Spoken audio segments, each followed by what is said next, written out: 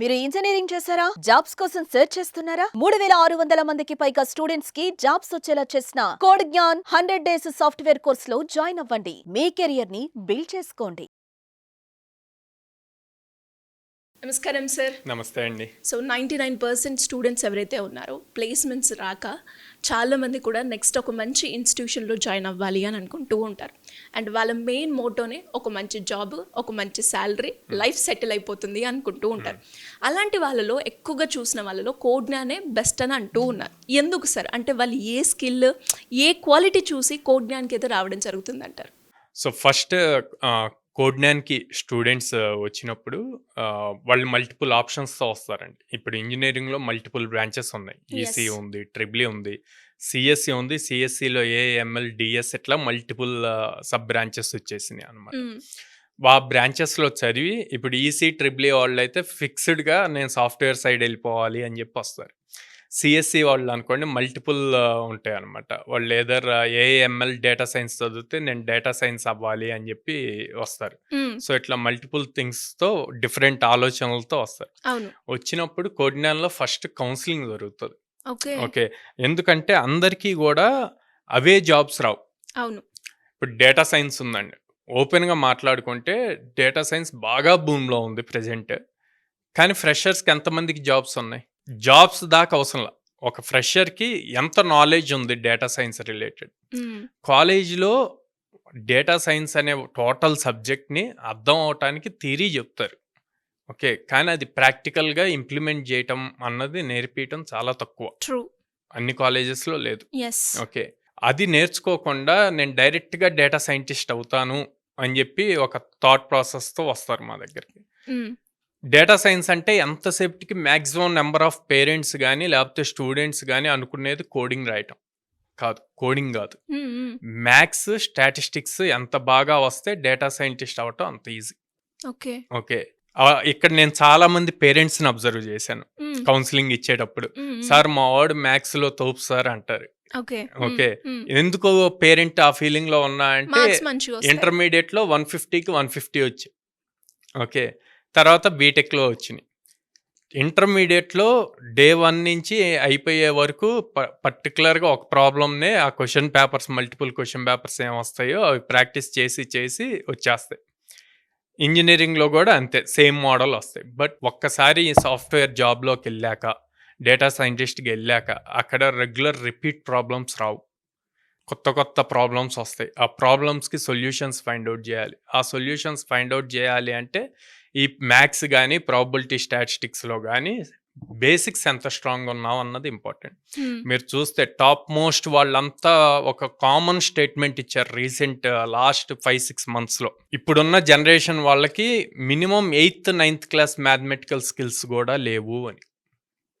నేను రీసెంట్గా చాలామంది సిఇఓస్తో మాట్లాడినప్పుడు టాప్ కంపెనీస్ వాళ్ళు కూడా అదే పాయింట్ అవుట్, సైరమ్ మీరు చేస్తుంది బెస్ట్ థింగ్, మంచిగా ట్రైనింగ్ ఇస్తున్నారు, కానీ వీటన్నిటికన్నా కూడా బేసిక్ మ్యాథమెటికల్ స్కిల్స్ ఉండట్లేదు, దాని మీద ఏదైనా ప్రోగ్రామ్ ఇనిషియేట్ చేయండి అని చెప్పి. సో అవి ఆలోచించాలి. అవి ఆలోచించి అప్పుడు డేటా సైన్స్కి వెళ్ళాలా లేదా అని థింక్. మేము ఇదంతా కౌన్సిలింగ్లో చెప్తాం. ఆల్మోస్ట్ ఒక 1.5 to 2 hours పడుతుంది తనకు అర్థమయ్యేలాగా మేము చెప్పడానికి. అప్పుడు then they will decide either to continue with data science or other programme అన్నది. ఓపెన్గా మాట్లాడుకుంటే కోడ్ జ్ఞాన్కి డేటా సైన్స్ వస్తే డేటా సైన్స్ హైయెస్ట్ ఫీజ్, మాకు ఎక్కువ మనీ వస్తాయి ఖచ్చితంగా. కానీ వీఆర్ నాట్ అబౌట్ మనీ రావటం గురించి కాదు, స్టూడెంట్ లైఫ్ ఎంత త్వరగా స్టార్ట్ అవ్వాలి, కెరీర్ స్టార్ట్ అవ్వాలి యాజ్ ఎ సాఫ్ట్వేర్ డెవలపర్గా అన్న మోటోలో మేము వర్క్ చేస్తున్నాం అన్నమాట. సో ఆ పాయింట్లోనే ఇంత కౌన్సిలింగ్ ఇస్తాము, వాడికి ఏం సెట్ అవుతుంది అన్నది చూపిస్తాము. ఒకవేళ డైలమాలో ఉంటే గనక 2-3 days క్లాసెస్ అటెండ్ అవ్వమంటాం. క్లాసెస్ అటెండ్ అయ్యి దెన్ టేక్ ద డెసిషన్. మా దగ్గర సపరేట్ గా డెమో అన్నది ఉండదండి, రెగ్యులర్ క్లాసెస్ ఉంటాయి. ఆ regular classes starting 2-3 days attend అయితే తనకు ఒక క్లారిటీ వస్తుంది, తను కంటిన్యూ చేయగలడా లేదా అన్నది. సో దాన్ని బట్టి డెసిషన్ తీసుకుంటాం. సో ఇంతలాగా మేము చెప్తాం కాబట్టి, కౌన్సిలింగ్ ఇస్తాం కాబట్టి కొంతమంది స్టూడెంట్స్ ఇమీడియట్ జాయిన్ అవుతారు, కొంతమంది కాదు అని చెప్పి వెళ్తారు, వెళ్ళి అన్నీ తిరిగి మళ్ళీ వస్తారు. వచ్చినప్పుడు అది హ్యాపీ థింగ్ ఏంటంటే వాళ్ళు చెప్తారు, సార్ చాలా ఇన్స్టిట్యూట్స్కి వెళ్ళాము, అందరూ ప్లేస్మెంట్ గ్యారంటీ అన్నారు, మీరు ఒక్కళ్ళే ప్లేస్మెంట్ సపోర్ట్ ఇస్తాము, ఇన్ని డ్రైవ్స్ మినిమం 100 డ్రైవ్స్ ఇస్తాము అని చెప్పారు. వాళ్ళందరేమో డైరెక్ట్గా ప్లేస్మెంట్ గ్యారంటీ అని చెప్పారు అన్న. సో మేమేమంటామంటే ప్లేస్మెంట్ గ్యారంటీ అంటే గనక నిన్ను తీసుకెళ్ళి చైర్లో కూర్చోబెట్టాలి. అది ఎవరం చేయలేం. అవును. తనకి స్కిల్ ఉండాలి, ఇంటర్వ్యూ పాస్ అవ్వాలి, అప్పుడే జాబ్ వస్తుంది. ట్రూ. ఓకే. సో అందుకే ఆ ఆపర్చునిటీస్ ఇస్తాం.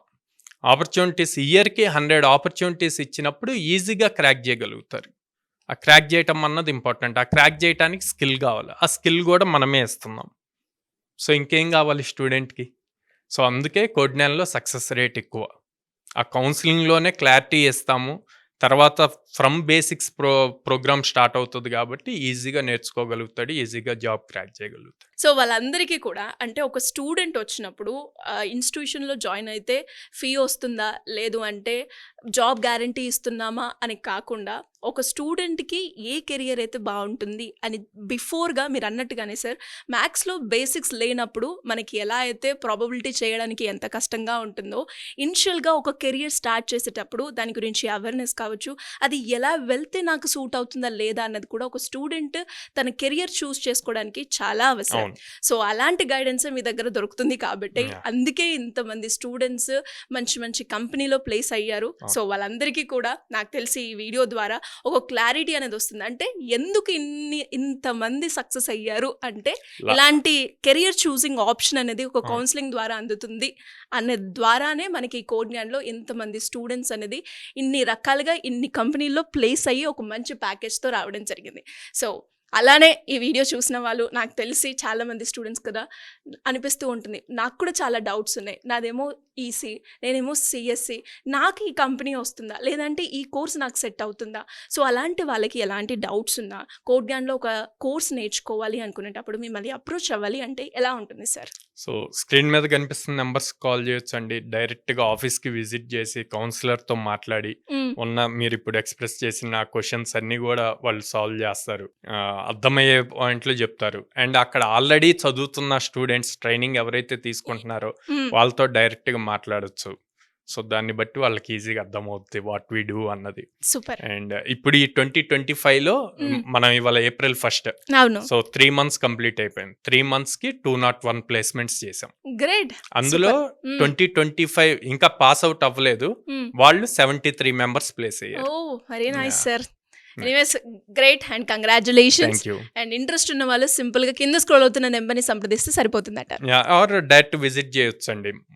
విజయవాడలో మొగల్రాజపురంలో ఉంది, హైదరాబాద్ JNTU మెట్రో పక్కన ఉంది, అండ్ అమీర్పేటలో ఉంది, and then Bengaluru BTM layout phase 2లో ఉంది. సో డైరెక్ట్గా ఆఫీస్కి విజిట్ చేయొచ్చు. Thank you sir. Thank you so much. Thank you అండి.